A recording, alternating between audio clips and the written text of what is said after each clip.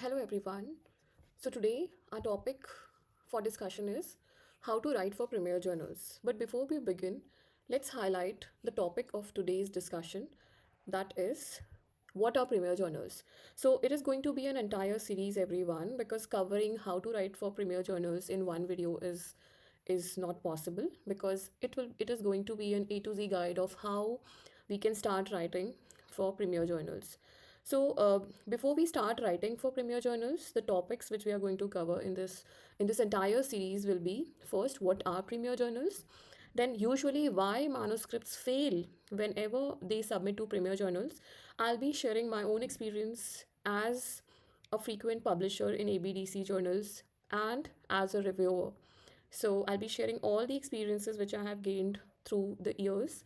And if you have any knowledge, any experiences, please feel free to share in the comment box, because the entire community which we are gathering over here will get benefited via this.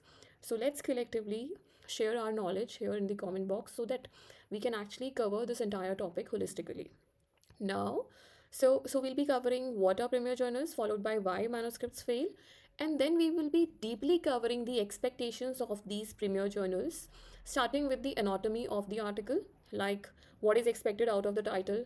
Then section wise we'll cover, like we'll start with title, and then we'll follow up with abstract, introduction, review of literature, methodology. So we will section wise section cover this thing in detail. But today in this video, we are going to cover what are premier journals.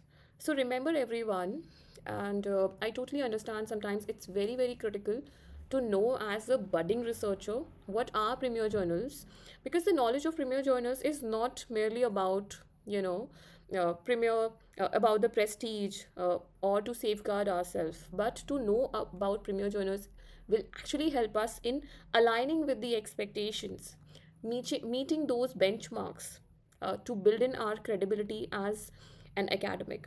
Because sometimes, for instance, we don't want to get into the trap of predatory journals, but the issue is we don't know what are premier journals. So today we'll be understanding this, uh, about premier journals and this topic in detail. And I will try to cover holistically this thing, that how you can uh, stay away from predatory journal and know more about premier journal, so that it assists us, all of us, in publishing only in well reputed journals, so that we build our academic credibility over the period of time, and we know how to safeguard ourselves from all the, I will say, all the malpractices happening in the spaces, for instance, predatory journals, right? So we will be covering it thoroughly. Let's begin our topic. And what are premier journals? Let's dive down deep, in detail about this. So, everyone, premier journals are top ranked publication outlets. Let's understand this. Now, their reputation is well established and sustained through a high level of scholarly scrutiny.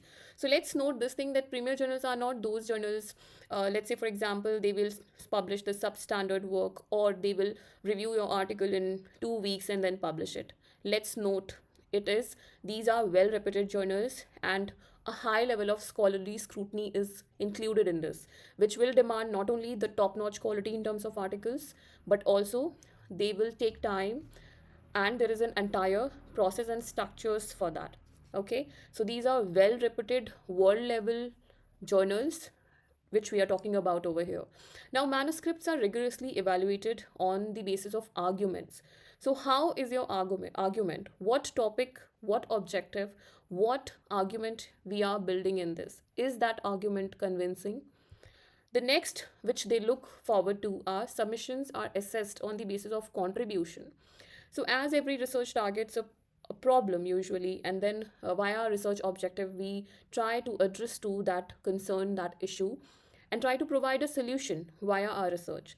Now, these journal keenly scrutiny how is your contribution, what is the contribution of your study, whether the contribution is valuable and meaningful or not, whether it is creating some impact or not.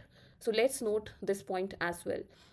Then these premier journal looks for the conduct of the research, like how is the methodological rigor, how you have done the analysis, whether that methodology is well established, aligning with the research objectives or not. So the entire conduct is checked very, very keenly. Then comes the delivery part, that how your manuscript is presented, how it is structured. For example, how clear your words are, your sentence structure is. And let's note that it is not about if I'm using uh, so much of jargons in my manuscript and something which is not understandable for or easily understandable. So let's note this, that then in that case the journalists might be, or the reviewers might be a bit skeptical about the clarity. So let's make the manuscript sentences wordings very, very easy, and let's use very easy words, not and avoid using jargons. That's what I feel. Let's make the structure and follow a structural approach. We are going to discuss what kind of structure or anatomy is accepted or expected in terms of premier journals. And quality, of course, we all know, and we have covered in another series of videos wherein we are talking about uh, shortlisting the best journals for ourselves. So we have covered the quality benchmarks, like the rankings, the indexings. So quality of presentation is also very, very important, how you are presenting and what is the quality of the research article. So this is very, very important, everyone. So collectively, premier journals function as a sentinel of good science. We cannot say like if I'll be missing or my article will be missing either on argument or contribution or conduct or delivery at any single point. There are high chances that my article will be des rejected. Okay, so let's note these points, that what majorly is expected as a bird eye view. And now let's dive down deep so that we can in one go understand what are premier journals further. So the premier journals uh, at the global level, the main publishing houses are elsewhere: Sage, Oxford, IEEE, Wiley, Nature, Springer, Emerald Publishing, Palgrave Macmillan, Taylor and Francis. So if any journal comes under these publication banners, it is it is a premier journal. Okay, and further to note about that, and to further find out about a particular journal, because remember, the journal or a specific journal wherein we are floating our research article will be a part of any of these publication houses, right? So these are publication houses, and the journal to which we are sending our article must be a part of these publication houses. For example, it can be under Emerald Publishing. Let's say, for example, Journal of Business Research is there, or let's say, for example, benchmarking and international journal is there, which comes under the Emerald, right? Again, there are so many actually journals which comes under the publication houses. So it is very important that the journal which you are targeting should come under these banners, these publishing houses. So if the journal is coming under this, then it is understood that the journal must be having a certain quality. Okay, further to know about how to know about the good journals, I will be writing down in description about the another video wherein we can find out the ways of how to find out the best journal for our article. I have covered that in another series, but here let's note these key points. Now, ABDC journal list is one of the category list, that is Australian Business Deans Council journal list, that the journal listing will be either A star, A, B or C. Now, please note, the journal can be listed in this, but may belong to any of the publishing house which we have discussed just now. So let's say, for example, let's say if I'm publishing or if I'm sharing in Journal of Business Research, so it is an A category journal, and it might be lying to any of the publishing house. Then comes the CAPS list, and herein they have the category 4 star, 4, 3, 2, 1. So again, we may follow that as well. Then comes the journal citation report, that the impact factor list, which is given by Clarivate Analytics, that is Web of Science. We may also follow the Scopus indexing, and we may also follow the Simago journal ranking Q1 to Q4. So we may follow any of these listings and rankings to assure that the journal to which we are floating our article is a premier journal. To know further about it, I have already made a series on journal selection and academic publishing, so we may refer that. I'm going to attach the link in the description. Now, Why many of the manuscript fail in Premier Journal? Because you might have experienced, and I personally have experienced this many a times, that I'm floating my article to any of the journal, and I'm not sure why my article is getting text rejected. So it has happened to me, with one article it has happened 7 times, and I was not sure why it is happening. Okay, so now whenever we are floating our article, let's check it on all the benchmarks which we have just discussed. That is, first is weak argument. So our article might be having a very weak argument, and that's why it is not uh, coming out with a convincing rationale. So let's check whenever we are floating. Let's again and again check that, or rather, why at the moment of floating. Just whenever we are writing and framing the research papers, let's note these points that the argument should be convincing. Then comes the contribution, that it should be clearly indicating what kind of theoretical and practical contributions that research is going to do. If we will lack this, there are high chances that the paper will come back to us or may get rejected. Then comes the conduct. If the methodology which you are opting, let's say if you are opting any kind of methodology, there are so many methodologies in different fields. Like in finance, we have VAR, we have uh, vector auto regression, we have Garch models, um, we have systematic literature reviews. So what kind of methodology we are adopting, and we have to explain that in detail and how it is applying to our research. If it will be weak, definitely our paper will come back, because it will be having a weak conduct, because methodology is the heart of the research paper. So we should have a command on the methodology which we are going to adopt in our research paper. Now comes the delivery part, the most, and the part wherein we have to not only keep an eye while writing, but in the end, a lot of things happens whenever we are floating our paper. Like we have to check the table, figure, reflection in the research article. We have to check the plagiarism. Like sometimes the similarity is very, very high. So we have to check that. Nowadays, we have to do the AI check as well, because it should not happen, though it is difficult. I do understand, but let's do at least plagiarism and grammar check. It's very, very important. Then, if you have any trustable experts like your supervisor, great, you may show the article to them. But I personally was not having any expert to show my article, so I had to do everything by myself. So, if you have someone, we may share with them and show them. If you do not have, then you have to double check and thrice and 4 times read your article before submitting it.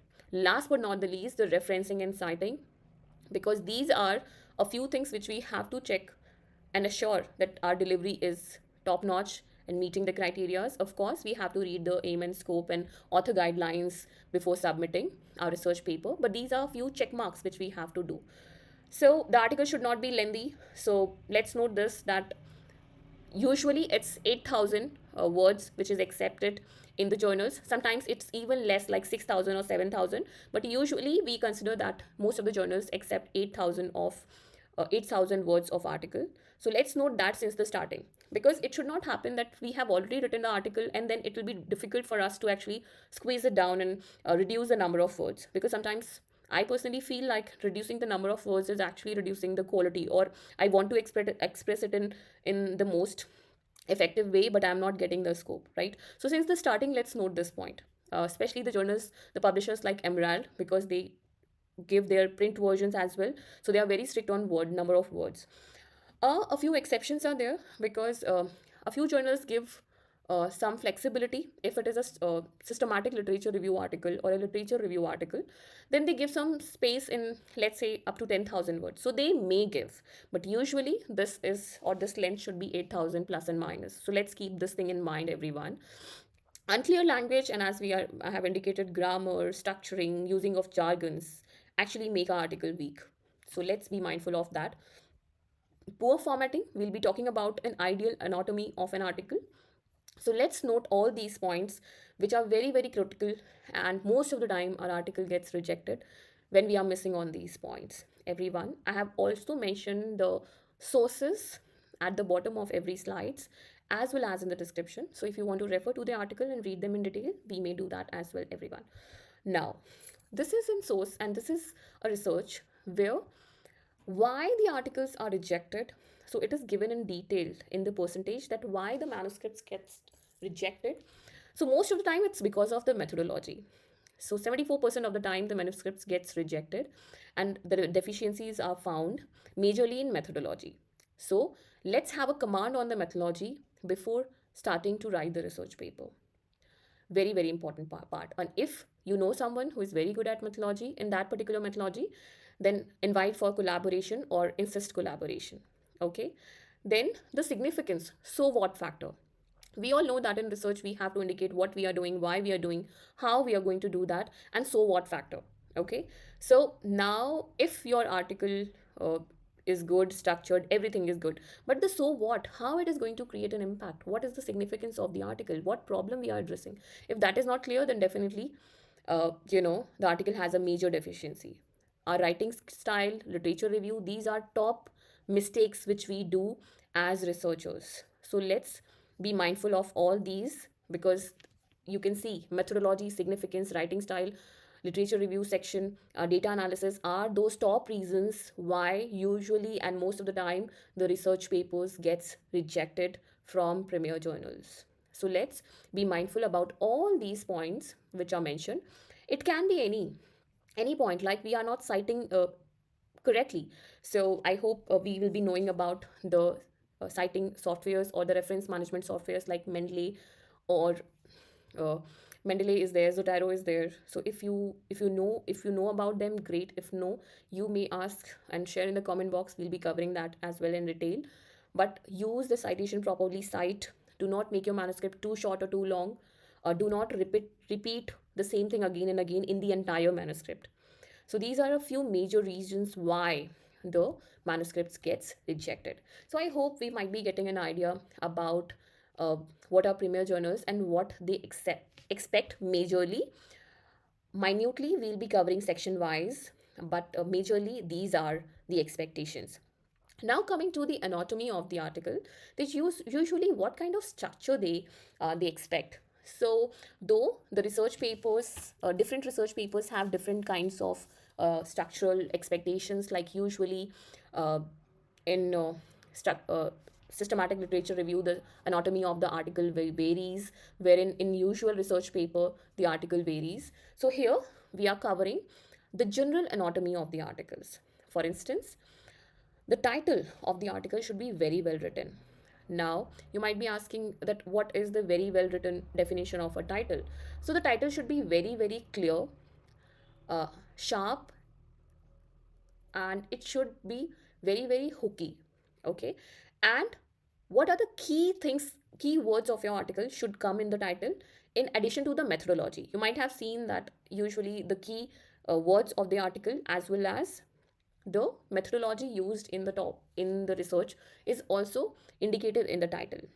So the first thing is the title. We have to work a lot on the title so that it should be grabbing the concept. It should be giving the concept category. What is the major uh, keywords of our research? It should be sharp and hooky, and it should be succinct. So we'll be covering it in detail in the coming videos. But here, let's note what is expected first. So the title, clear and concise abstract. So we all know that the abstract should be very well structured. So the journals and the publishers like Emerald, they follow a systematic way of writing the abstracts, like purpose followed by methodologies, followed by the findings, then the originality, and then the keywords. So the publishers expect a very, very clear and concise abstract. It ranges from 150 to 250 words. So we have to present the abstract in such a way that it should be very, very clear and concise. If it'll miss on that, then definitely there are high chances that the article will not be able to make for it. Okay. Compelling introduction, we'll be covering that what we mean by compelling introduction, but the third point is introduction, followed by theoretical background, that how your research is building on the theories, and the theoretical underpinning is very important. Then comes the methodology, that what kind of methodology we are adopting and we are planning to adopt. Presenting the findings. Seventh is discussion. Then the strong conclusion. Then accurate and complete references. We may take the help of reference management softwares. It becomes very, very easy for us to make the records. And why I'm saying it, to have a record, let's say for example you have referred 50 articles in a research paper, and your article gets into review, or let's say your article passes the desk and get into the review. Now you have the record of those 50 articles, and if you have to re-refer them while defending your work, if you get some comments from the reviewer, then if you have the record, it will be very easy for you to put forward those references with the citations.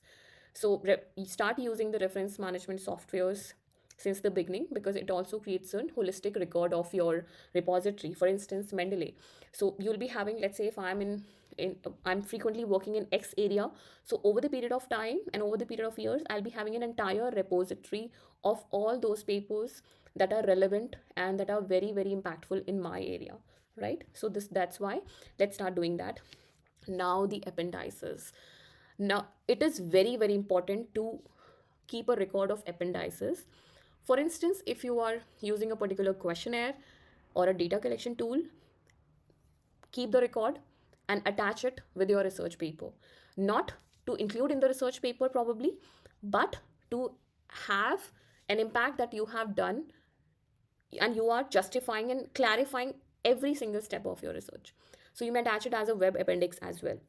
So, for instance, if you have prepared any Excel while reviewing the literature, or if you have followed some ADO methodology, that is antecedent decisions and objectives or outcomes methodology, so you can make the Excel files and you may attach that with your research paper. If you have also prepared anything, if any data is there, you can also attach that if you wish to. But most of the time, we produce the data on request, because we have to keep in mind a lot of things whenever we are sharing the data. But we may surely produce it if the reviewers request that, but on the conditions or the ethical compliances on the basis of which we have agreed with the respondents. So a lot of things are involved there. But appendices are also very, very important to attach in. uh, and sometimes we refer in the article as well appendices, let's say appendix A, appendix B. So in that case, you may clarify that whether you want this appendices to be included with the research paper or not. Okay, so all these are the major anatomy of an article which is expected by the journals. And let's be very, very mindful about the structure. We'll be covering every single aspect in detail. Just to give you some aspect on the structuring, so I have taken this article from Journal of Business Research. Please look at the leftmost part of this article or this journal. So it is an A category journal. Okay, now let's have a look at the anatomy. Introduction followed by conceptual framework, followed by method, results, discussion, limitations. uh, the rest of the things are credit to authorship or declaration, which are also a mandatory part of a research paper. You can see the appendices and references. Okay, so this is a structuring of a paper. Let's say another uh, article from Journal of Business Ethics. It is also a category journal. Let's see its structuring. So on the leftmost gray area, first the abstract is given, followed by introduction. Literature review. In literature review, they have divided a few sections. Then method. In method, they have clearly mentioned the methodology and the sample and instruments which they have used, followed by results, discussion, theoretical contribution, conclusion, and future directions of the research and references. So can we see how systematic the presentation is? And if we will miss on any point, it will create a question mark that uh, why the structure is not followed. So usually these are the anatomies which are followed by the journals. Now you might be having a question that how to find this, how to start doing that. So just to give you a prompt on how we can start doing that. uh, so let's have a look at this. So let's say you want to check and you are floating an article to an a journal. Okay, now you want to know that what is the expected journal or the expected structure or the expectations of that journal is.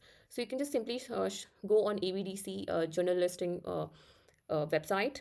I have already shared the another video link where we have discussed this website in detail, but here I'm just giving you an a major idea. So let's say if I select human resources and I want to check what are the expectations of A star journals.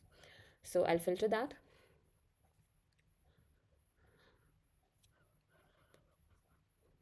And then I can see there are so many journals in this category. I'll check with, let's say, human resources management, because that's my specialization majorly. So if I click on this journal and if I go on this journal, yeah, no, this is not the journal, this is a Wiley journal.